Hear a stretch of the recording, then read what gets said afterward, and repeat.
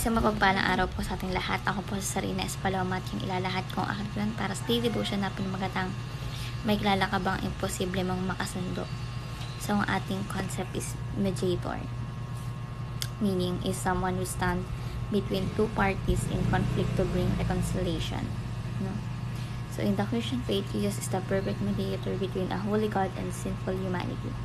So, ang ating scripture is 1 Timothy chapter 2 verse 5 na sinasabi, "For there is one God and one mediator between God and mankind, the man Christ Jesus." So, ang ating teaching is number 1, Jesus is the one and only mediator. Meaning to say, si Jesus na yung daan para makalapit tayo sa ating Lord. No? Siya ang tulay sa pagitan ng makasalanan ng tao at sa banal na Panginoon Diyos. Diba? Hindi natin kailangan dumaan sa ibang ritual o ibang tao para makapunta kay Lord. Si Jesus ang yung tanging way, one and only way para makalapit tayo sa ating Panginoon Diyos. So, Jesus is the one and only mediator. Number 2, Jesus is the ultimate peacemaker. Nasabi na si Jesus ang nagdala ng tunay na kapayapaan sa pamamagitan ng kanyang kamatayan sa krus ng Kalbaryo. Diba?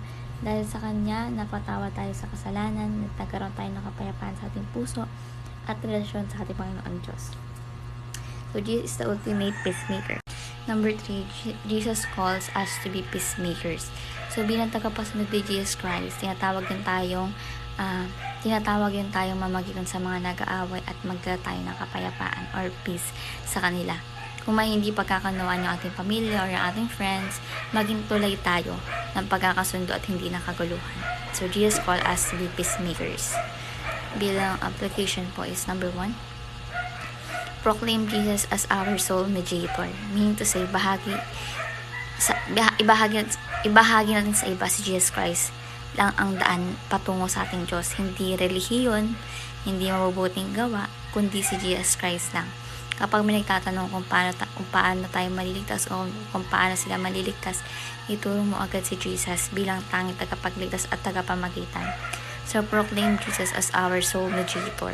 Number 2, promote peace and reconciliation. So, tumulong tayo sa pag-aayos ng kaguluhan at hikayatin natin ang isa sa pagpapatawad at pagkakaisa. No?